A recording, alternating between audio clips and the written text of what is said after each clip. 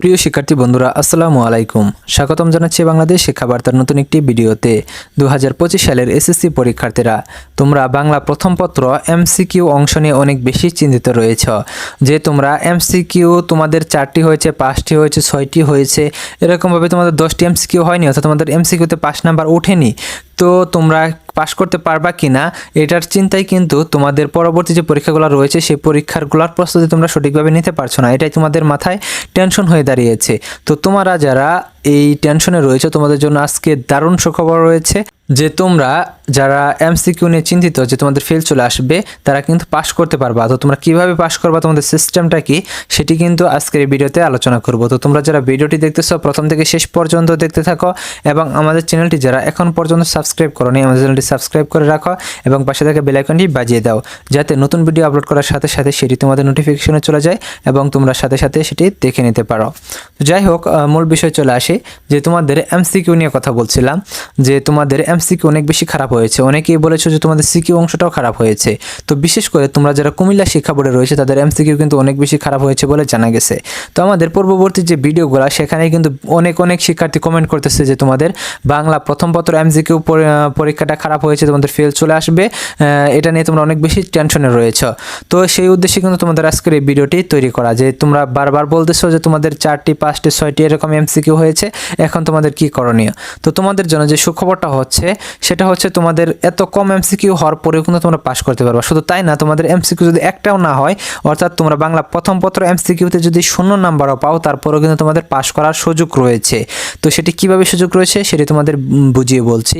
তো তোমরা এখন যদি গুগলে গিয়ে সার্চ করে দেখো যে এসএসসি মার্কশিট লিখে যদি সার্চ করো তাহলে কিন্তু পূর্ববর্তী বছরগুলোর মার্কশিটগুলো তোমরা পেয়ে যাবা। সেখানে কিন্তু তোমরা দেখতে পারবা যে তোমাদের রেজাল্টটা তার দেওয়া রয়েছে যে এসএসসিতে আসলে কত মার্কস পেয়েছে, কত জিপি পেয়েছে। পাশাপাশি সাইডে তোমরা দেখতে পারবা যে সাবজেক্টগুলো রয়েছে সেই সাবজেক্টগুলো কিন্তু সিরিয়াল আকারে দেওয়া রয়েছে এবং তার পাশেই সে কি গ্রেড পেয়েছে কোন সাবজেক্টে, অর্থাৎ বাংলাতে কি পেয়েছে, ইংরেজিতে কি পেয়েছে, গণিতে কি পেয়েছে, সে সবগুলা কিন্তু পাশে গ্রেডিং সিস্টেমে দেওয়া রয়েছে।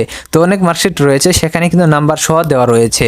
তো এখন বিষয় হচ্ছে তোমরা লক্ষ্য করলে দেখবা যে সেখানে বাংলা প্রথম পত্র কিন্তু উল্লেখ নেই, ইংরেজি প্রথম পত্র উল্লেখ নেই, বাংলা দ্বিতীয় পত্র উল্লেখ নেই, বা ইংরেজি দ্বিতীয় পত্র উল্লেখ নেই। সেখানে উল্লেখ আছে কি বাংলাতে কত নাম্বার পেয়েছে বা কি গ্রেড পেয়েছে সেটা কিন্তু উল্লেখ আছে। তো এখানে এটার কারণ হচ্ছে তোমাদের বাংলা প্রথম পত্র এবং বাংলা দ্বিতীয় পত্র দুইটা মিলে কিন্তু তোমাদের 5 নাম্বারটা চলে আসে। এটা তোমাদের আসলে বিষয়টা বুঝিয়ে বলছি। তো তোমাদের যেহেতু এর আগে কিন্তু পরীক্ষা শুরুর আগেই কিন্তু বোর্ড কর্তৃপক্ষ কিন্তু নোটিশের মাধ্যমে জানিয়ে দিয়েছে যে তোমাদের সিকিউ অংশ এবং এমসিকিউ অংশ কিন্তু আলাদাভাবে পাস করতে হবে। এখন তোমাদের বাংলাতে যেহেতু দুইটা পত্র রয়েছে, প্রথম পত্র এবং দ্বিতীয় পত্র, তোমাদের প্রথম পত্রে 30 নম্বরের এমসিকিউ, তাহলে এখানে তোমাদের 5 নাম্বার কত, 10 নাম্বার। তোমরা যদি 10 নাম্বার পাও তাহলে এমসিকিউতে পাস করবা। তো এখন তোমাদের যেহেতু বাংলা প্রথম পত্র এবং দ্বিতীয় পত্র দুইটা সাবজেক্ট, তাহলে এই দুইটা সাবজেক্টে তোমাদের 5 নাম্বার কত দাঁড়ায়, দুইটা সাবজেক্ট যোগ করলে হয় 60 নাম্বার, তাহলে 5 নাম্বার হচ্ছে 10 নাম্বার। তাহলে এখন তোমরা যদি বাংলা প্রথম পত্র বা বাংলা দ্বিতীয় পত্র কোনো একটি সাবজেক্টে 0 নাম্বারও পাও এবং অন্য একটি সাবজেক্ট অর্থাৎ দ্বিতীয় পত্রে যদি তোমরা 20 নাম্বার পাও, তাহলে যেহেতু তোমাদের দুইটা মিলে টোটাল 5 নাম্বার হচ্ছে 20, সেই হিসেবে কিন্তু তোমরা পাস করে যাবে এবং তোমাদের রেজাল্টটা কিন্তু পাস চলে আসবে। সেই ক্ষেত্রে তোমরা যারা বলতেছো যে তোমাদের এমসিকিউ হয়েছে 4টা 5টা 6টা বা 7টা 8টা 9টা এমসিকিউ হয়েছে, তোমরা ফেল করবা এটা নিয়ে চিন্তিত রয়েছো বা তোমাদের পরবর্তী পরীক্ষাগুলোর প্রিপারেশন নিতে পারছো না, তোমাদের টেনশনের কোনো কারণ নেই। তোমরা যদি 5 নাম্বারও পেয়ে থাকো তাহলে দেখা যাবে যে তোমরা বাংলা দ্বিতীয় পত্র এমসিকিউতে যদি 15 নাম্বার পাও তাহলে তোমাদের দুইটা যোগ করলে কিন্তু 20 নাম্বার হয়ে যাচ্ছে। সেক্ষেত্রে কিন্তু তোমরা এটা গড়ে কিন্তু তোমাদের 5 নাম্বার চলে আসতেছে এবং তোমরা পাস করতে পারবা। ঠিক একই রকম ভাবে সিকিউ অর্থাৎ সৃজনশীল অংশের ক্ষেত্রে তোমাদের যেহেতু 70 নাম্বারের পরীক্ষা, সেখানে তোমাদের 70 নাম্বারের মধ্যে 5 নাম্বার কত, 23 নাম্বার এবং দুইটা মিলে তোমাদের 5 নাম্বার হচ্ছে 46 নাম্বার। সেই ক্ষেত্রে তোমরা যদি বাংলা প্রথম পত্রে যদি পরীক্ষা খারাপ করে থাকো এবং তোমাদের বাংলা প্রথম পত্রে যদি তোমরা সৃজনশীলে যদি তোমরা 15 নাম্বারও পাও এবং তোমরা যদি বাংলা দ্বিতীয় পত্রে যদি 35 নাম্বার পাও, মানে 45 নাম্বারও পাও, তাহলে কিন্তু দেখা যাবে যে তোমরা কিন্তু পাস করে যাচ্ছ। তো 35 নাম্বার পেলে তোমরা পাস করে যাবে, কারণ 15 আর 35 নাম্বার হচ্ছে তোমাদের 50 নাম্বার, তোমাদের 5 নাম্বার হচ্ছে 46 নাম্বার, তাহলে একটি সাবজেক্টে ফেল করলেও আরেকটি সাবজেক্টের সাথে যে রেজাল্ট রয়েছে সেই দুইটা মিলে গড় করা হবে। গড় করলে যদি তোমাদের পাস নাম্বারটা হয় তাহলে কিন্তু তোমাদের পাস নাম্বার দেওয়া হবে। এটা কিন্তু এর আগের ভিডিওগুলোতে উল্লেখ করেছি এবং আজকের এই ভিডিওতে তোমাদের মাঝে উপস্থাপন করলাম, কারণ তোমরা এটা নিয়ে অনেক বেশি চিন্তিত রয়েছে এবং অনেক বেশি কমেন্ট করতেছ। তো এখন তোমাদের যাদের প্রশ্ন রয়েছে তোমরা এক কাজ করতে পারো, আমাদের যে ফেসবুক পেজ রয়েছে সেই ফেসবুক পেজে কিন্তু তোমরা প্রশ্ন করতে পারো মেসেজ করে। তো তোমাদের উত্তর দেওয়ার চেষ্টা করবো। যদি তোমরা প্রশ্ন করো, তোমাদের যে কোনো ধরনের প্রশ্ন তোমাদের থাকতে পারে, তোমরা প্রশ্ন করতে পারবা, ইনশাআল্লাহ উত্তর দেওয়ার চেষ্টা করবো। এবং তোমরা ইউটিউবে যে ভিডিও দেখতেছো তোমরা ভিডিওর কমেন্ট বক্সেও কিন্তু প্রশ্ন করতে পারবা, ইনশাআল্লাহ উত্তর দেওয়ার চেষ্টা করব। তো যাই হোক, তোমাদের এই হচ্ছে তোমাদের পরীক্ষায় নাম্বার দেওয়ার সিস্টেম। এবং আরেকটি কথা হচ্ছে যে তোমাদের পরীক্ষার যে খাতাটা সেটা কিভাবে দেখা হবে। অনেকের ক্ষেত্রে কিন্তু প্রশ্ন থাকে যে তোমাদের পরীক্ষায় অনেকে 79 নাম্বার পায় কিন্তু A+ পায় না, তাদের 1 নাম্বার দিয়ে তো A+ তো দেওয়া উচিত কিন্তু দেওয়া হয় না কেন, এটা নিয়ে অনেকের প্রশ্ন থাকে। আবার অনেকেই দেখা যায় যে যেহেতু তোমাদের বাংলাতে এবং ইংরেজিতে সুযোগ রয়েছে, দুইটা মিলে যেহেতু পাশ করার সুযোগ রয়েছে, অন্য সাবজেক্টগুলোতে কিন্তু সেই সুযোগ আর নেই। তো যদি ধরো যে তোমাদের MCQ এবং CQ অংশে যেহেতু আলাদাভাবে পাশ করতে হয়, ধরো তোমাদের গণিতের ক্ষেত্রে তোমরা CQ-তে পেয়েছ তোমরা 60 নাম্বার যদি পাও এবং MCQ-তে যদি তোমরা 9 নাম্বার পাও তাহলে কিন্তু তোমাদের রেজাল্টটা কিন্তু ফেল চলে আসবে। সেক্ষেত্রে তোমরা 60 নাম্বার আর 9 নাম্বার 69 নাম্বার পেয়েও কিন্তু তোমরা ফেল করে যাচ্ছ। তো এই বিষয়টা কিন্তু তোমাদের অবশ্যই খেয়াল রাখতে হবে যে সামনে যেহেতু তোমাদের পরীক্ষাগুলো রয়েছে, তোমাদের MCQ-তে অবশ্যই ভালো রেজাল্ট করতে হবে এবং পাস করতে হবে, তারপরে কিন্তু তোমরা পাস করতে পারবা। আরেকটা বিষয় হচ্ছে যে তোমাদের যে A+ পাওয়ার যে বিষয়টা, 79 নাম্বার পাও তাও তোমরা A+ পাও না, সেক্ষেত্রে এটার কারণটা কি? এটার কারণ তোমাদের বুঝিয়ে বলছি।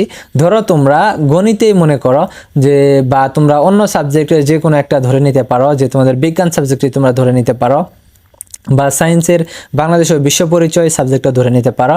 তোমরা নাম্বার পেয়েছো কত CQ-তে বা সৃজনশীলে তোমরা নাম্বার পেয়েছো 60 নাম্বার, অর্থাৎ 70 নাম্বারের মধ্যে তোমরা 60 নাম্বার পেয়ে গেছো সৃজনশীলে। তাহলে তোমাদের MCQ-তে কত নাম্বার দরকার? MCQ-তে 20 নাম্বার পেলেই কিন্তু তোমাদের A+ চলে আসতেছে।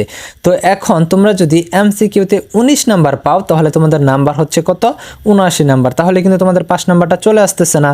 এখন বিষয় হচ্ছে যে একজন টিচার যখন খাতা দেখবে তখন কিন্তু তোমাদের CQ বা সৃজনশীল অংশটাই দেখবে, আর MCQ অংশটা কিন্তু বোর্ডের মাধ্যমে OMR মেশিনের মাধ্যমে কিন্তু দেখা হবে, এটা বোর্ড দেখবে, এটা কিন্তু কোনো টিচার দেখবে না।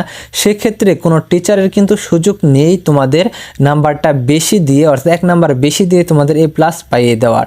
সেক্ষেত্রে বোর্ড কর্তৃপক্ষ যদি সিদ্ধান্ত নেয় যে তোমাদের 1 নাম্বার যারা কম পেয়েছে তাদের 1 নাম্বার বাড়িয়ে দিয়ে তোমাদের A+ তোমাদের দিয়ে দিবে, তাহলে সেটা হতে পারে, তাছাড়া কোনোভাবেই সম্ভব না। কারণ যখন একটা টিচার দেখবে তুমি 60 নাম্বার পেয়েছো, এটা তো একটা হাই নাম্বার, কারণ যে স্টুডেন্ট 60 নাম্বার পায় সৃজনশীলে সেই স্টুডেন্ট তো MCQ-তে 30-এর মধ্যে 20 নাম্বার পাওয়ার যোগ্য, সে তো অবশ্যই পাবে 25 নাম্বার, 26 নাম্বার বা 27-28 নাম্বার এরকম পাবে। এটাই তো টিচারদের আইডিয়া। তো তোমরা যে MCQ-তে খারাপ করবা সেটা কিন্তু টিচার কোনোভাবেই ভাবেনি।